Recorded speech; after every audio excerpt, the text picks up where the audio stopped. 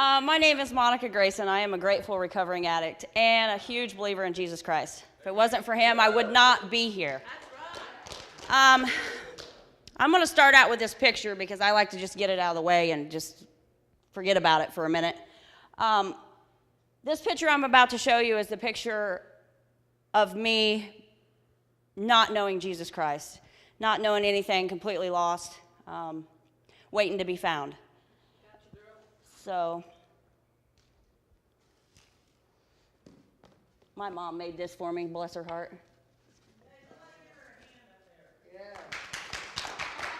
Thanks. Ew. That's all I got to say, ew. Okay. Lost and found, gorgeous, lost and found. Yeah, that was me. Now I'm going to tell you what all got me to that point right there. When I grew up, I grew up around drugs. My whole family was using drugs. My whole childhood, everybody around me was partying and just throwing Halloween parties, and I wanted to be an adult and grow up, and I didn't even get a chance to be a kid. So and I want to also say that I chose this path. It wasn't what my parents were doing, it didn't help. I chose that. So I'm not here to bash my family. I forgave them, and we started over, so I'm not here to bash them. I don't like to stand up here and talk when they're not here to defend themselves, but we've talked, and we understand, and we've come to an agreement. This is part of my story, so it's hard for me not to tell my story and not tell the bad things that sometimes hurt other people.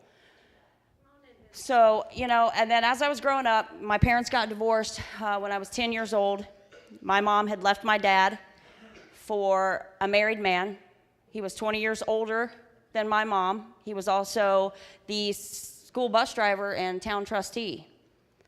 So he was supposed to be somebody that you could trust and look up to, and so I was already mad at my mom for leaving my dad, disgusted. I was so angry, and the guy that she was with was a ex-military police as well, so he was very, very violent, angry, My mom worshiped the ground he walked on. He would knock my sister, I had a sister, she was 6 years younger than I am, and anytime he would ask her a question and she wouldn't get the question right, he'd get knocked in the head with a knuckle. This went on for a long time, and this whole time that I'm just disgusted with this man and building all this hate for him. At 6 years old, and I was 12 years old, my sister had came to me and was shaken and scared to death and wanted to tell me something, but she didn't want to tell me because she was scared for her life. I could tell. I was 6 years old. My daughter is 7, so I mean, just to think. So when my sister come to me and said that, my stepdad had watched a porno with her and done, things with her that he shouldn't have done, my chin hit the floor. I thought it was going to be something totally different. So I did what all older sisters should do, and that was tell her mom, tell our mom. My mom chose not to do anything about it. And I know my mom is devastated over that because I know I've made choices as a mother that not good. So that right there is where my anger and my lashing out began. I was going to do anything and everything I could to break these two up. I prayed for him to die. He had tried the things with me as well. I was old enough to say, no, I don't think so. You're not going to touch me. So they went on, and my bus stop was the bar. My mom was a bartender. I grew up in the bar, and I did my homework in the bar, if I did my homework. And, it was just horrible. It was a horrible time. I went to school. I would skip. I would go to the mall. I would steal. I would do everything I could. All my friends had protective orders. I wasn't allowed to have a life. I remember all my music, my tapes. We used to wear peace necklaces back then. He would burn all that stuff. He said they were broken crosses. Just crazy stuff, just insane stuff, as a 12-year-old growing up. I was dragged around for so many different schools. Sometimes I went to 3 schools in 1 year. So, the whole drug thing started as, I don't know, about 13 years old, I started sneaking into my, cousins at beer, smoking their cigarettes, and it just progressed from there. And then once you started using, and trying to fit in, and that was the cool thing to do at school, not only was I using to fit in, I was using to cover up the pain. I was using because it was fun. That was a huge disaster waiting to happen, and that's exactly what happened. I kept using, kept partying, kept rebelling.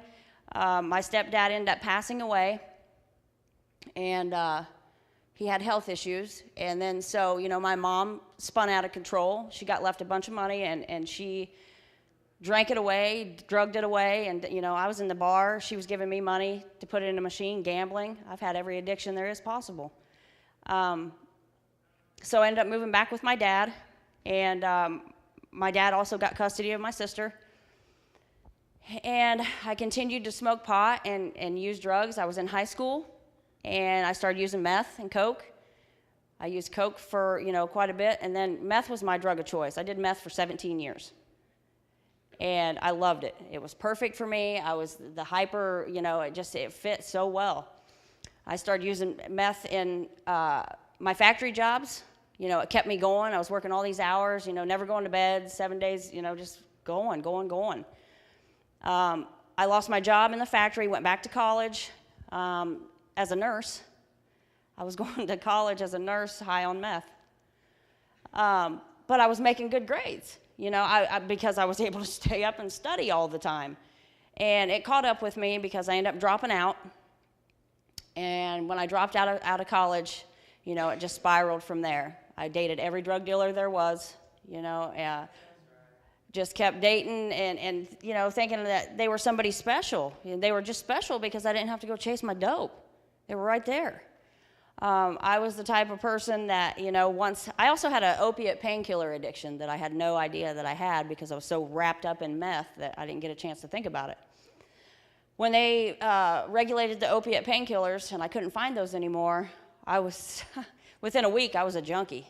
I remember looking back and saying that I would never, judging junkies and heroin users. I judged those people. I became that exact person. And I just continued to spiral out of control. Nothing ever got any better. At this time, I still didn't know that Jesus was right there. So, once I hit rock, I went to jail so many times. I've been to like 5 jails, and I just teetered with everything. I took everything for granted. I was so ungrateful and just didn't care about life, and I didn't realize there was a life. When I went to jail the very last time, I was one of them people that didn't go to Dayton. I refused. I thought it was so stupid and ignorant. I could wait till whoever got back with dope. Well, I went the second time, and I got busted with $1,000 worth of heroin. That is when I was done. One of them loving boyfriends that I thought loved me so much threw that $1,000 worth of heroin in my lap as the cops walking up. So I was like, ugh. And did the best I could to hide it, and it didn't work. So I went to jail, and then that's when, my life changed. I lost my kids. My poor son, he's in YOC right now. He's 17. He has seen, I'd sit here and talk about how bad my life was. Not as bad as my son's life, not even close. My son's found me naked with a needle in my arm. He's found, on and on and on and on. Seen me beat till I couldn't get up. So, luckily I broke that cycle. He might not see it as in time. I do. He's 17. He's in YOC. He's been there. It'll be 6 months in September. And he's a completely different kid right now. He's got 6 more months to go, and I can't imagine what God's going to do with him by the time he gets out. And I'm happy that he's there. I'm okay with that he's there, and he's getting fixed by God while I'm getting things in motion for him when he gets out. He's not going to get out and be all poisoned again, I promise you that. But, just because of my choices, I've lost everything. I have a little girl, my 7-year-old little girl. That is the one.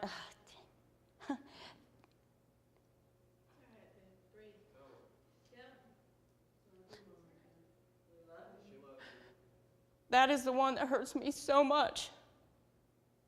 Because I know as a 17-year-old, I can speak to my son and he can understand that I'm sorry, that I'm so sorry. I don't get to speak to my daughter. I walked out when she was 4 years old to go to Dayton and never came back.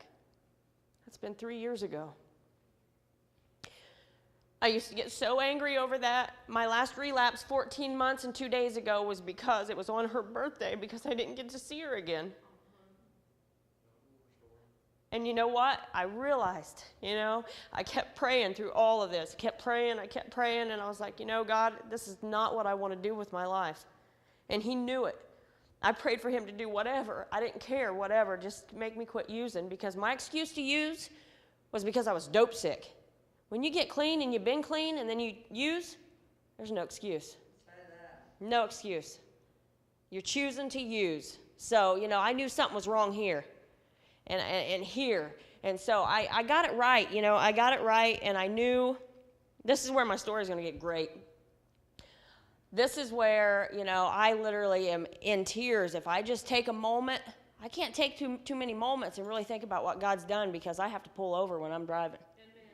I got to pull over. I got to get it together. I can't hardly talk to anybody without being like, losing my breath. It's overwhelming, but it's a good overwhelming.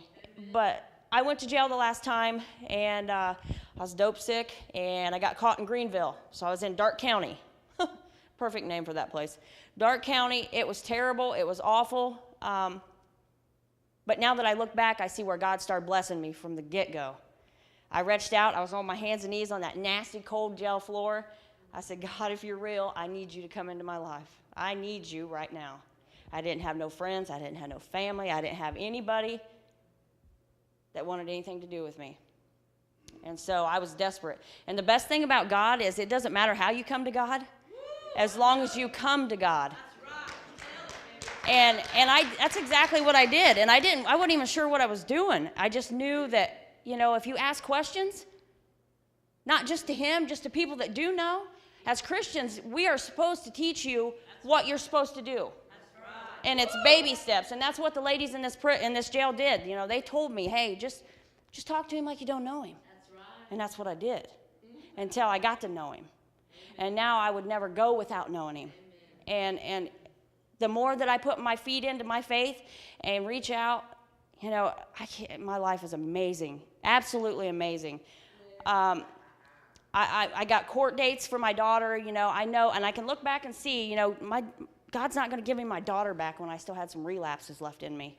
God's not going to give me my daughter back when I still got to, some things I need to do, and just everything needs to be put in place. God's got a plan, and it's a perfect plan. It's not my plan.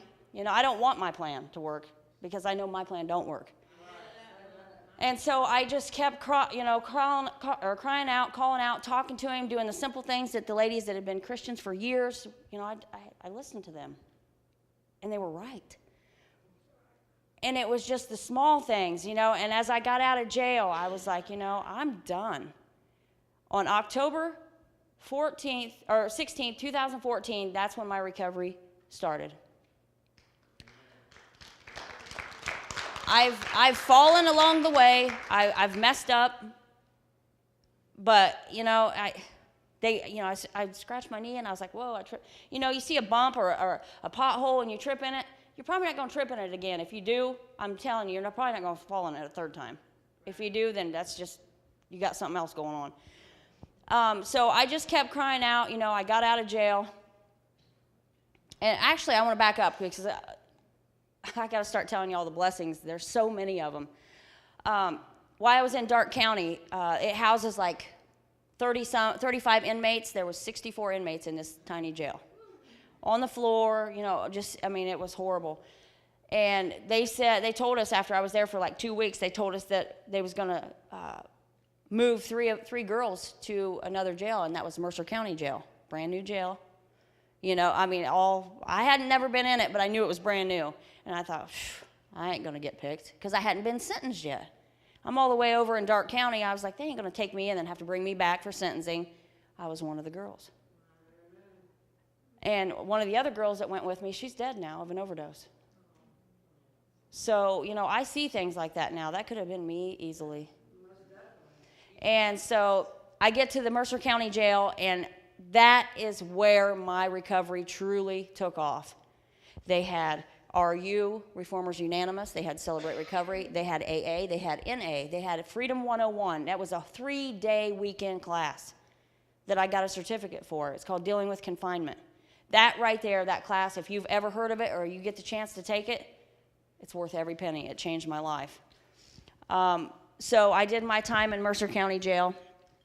I got out, and I knew that, hey, I'm gonna start being part of society. I got a job. I lived with my mom at first. I worked at the Family Dollar, and then from there, I just kept going and build my way up. Today, I've been in my house that I pay rent for, my car that's got all the same color doors, it's got insurance, it's got plates. You know what I'm saying? The windows are even tinted. It's like good stuff. It's a Chevy Cruze, and I cruise. And so, and it just keeps, I got nice stuff, because I worked for it.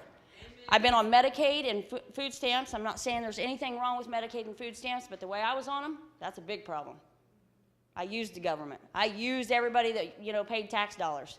I wasn't paying nothing. Stole everything. So I've been off of Medicaid and food stamps for 3 years. It just gets better, I'm telling you. I just recently, just this last week, I decided to go back to school and finish my nursing degree. I went and seen my career advisors and found out, because I'd went 15 years ago and got 70 college credit hours. They all transferred. I graduate in May with my medical assisting degree. Talk about floored. But let me tell you about this week at school and classes and homework. The devil's real, because he's in my ear saying, you can't do this. You can't do this. It's too much.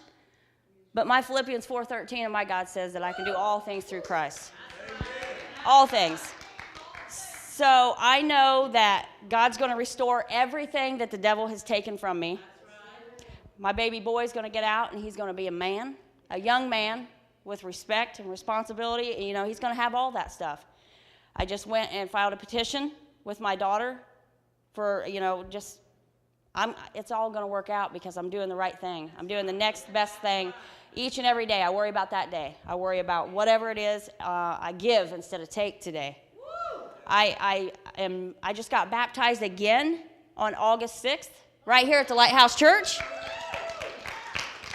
And I want to tell you why I got baptized again, because when I got baptized the first time, I was fresh out of jail, only clean like 3 months. I can't even tell you what day I got baptized. Something ain't right. That's supposed to be a very memorable moment, and things are supposed to happen that day. On August 6th, stuff happened. I knew that I was ready, and I knew that I was starting my life now, for real starting my life. Because this last year, I had a good friend, Brian, got me to the Lighthouse Church, and it was these people. This church is amazing. Absolutely amazing. I got away from it, and I'm right back here again. So as long as you listen to what God's telling you and do what he says and what he puts on your heart. Today, I've spoke to 6,000 different people, National Guard armories, elementaries, middle schools, high schools. I've even spoke to my son's school in front of, lots of kids. I share my story with several churches. I'm an evangelist. I go around and I share my story. You got to have hope. And nobody's going to have hope unless they hear it and they see it. Right here. That's right. That's hope, because I didn't think that I would ever get out of that. Today, if I have a problem, I know that my support system is huge. My friends and my family are the real deal. Amen. And my God is the whole deal. I do everything I can to help people. My life's not puppies and rainbows, like Mitch says. But let me tell you, I will find a rainbow in a dark day. Amen. Absolutely. And I just want to thank everybody. This is my story, and I love all of you.